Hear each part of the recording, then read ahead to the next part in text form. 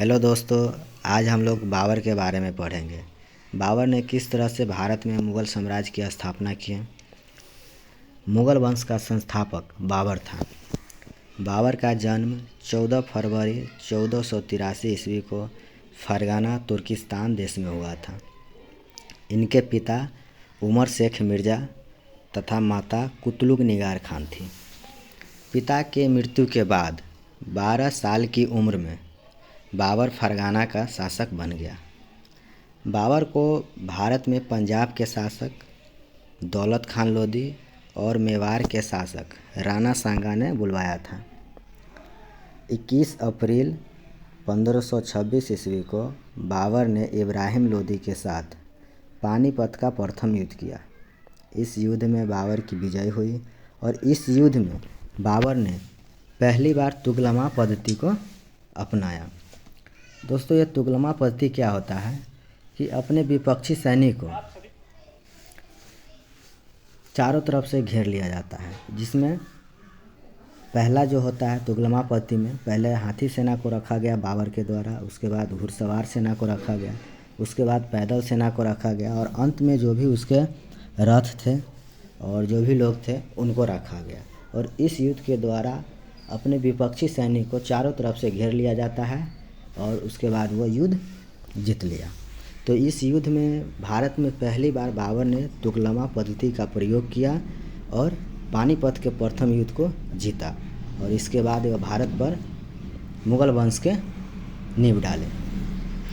दोस्तों, दूसरा जो युद्ध किए बाबर ने वो 17 मार्च 1527 ईस्वी को बाबर ने राणा सांगा के साथ खानवा का युद्ध किया और इस युद्ध में भी बाबर के विजय हुई।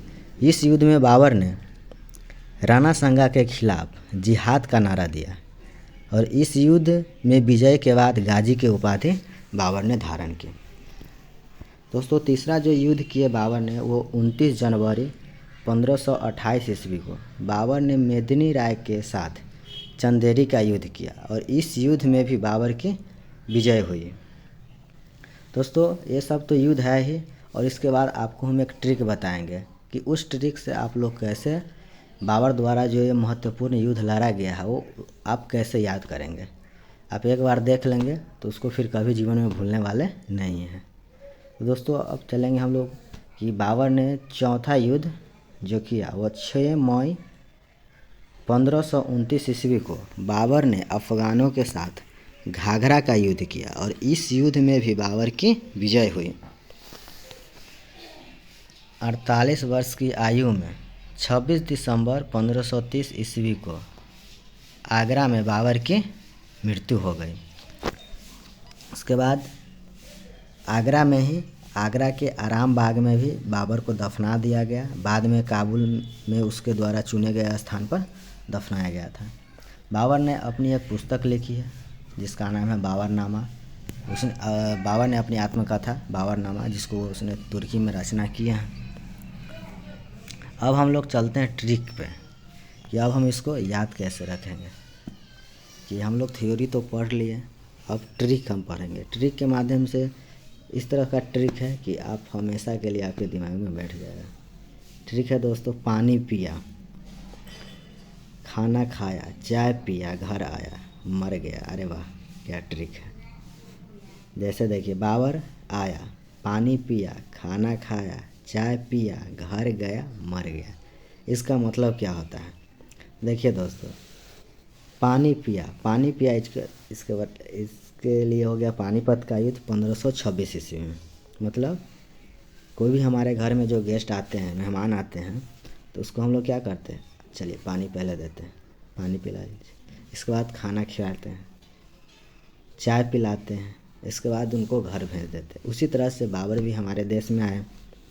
बाबर को भी हम लोगों ने पहली बार जब आया 1526 ईस्वी में तो हम लोगों ने उसको पानी पिलाया, अर्थात पानीपत का युद्ध। उसके बाद हम लोगों ने 1527 ईस्वी में खानवा का युद्ध, खाना खिलाया। इसके बाद 1528 ईस्वी में चंदेरी का युद्ध, चाय पिलाया। 1529 में घाघरा का युद्ध, उनको घर भेज दिए और बेचारा घर जाने के बाद क्या हुआ, 1530 ईस्वी में मर गए। तो दोस्तों, ये ट्रिक है, आप लोग याद कर लीजिएगा। किसी भी एग्ज़ाम में यदि इससे प्रश्न आता है तो हमको लगता है कि ये आपसे नहीं छूटेगा।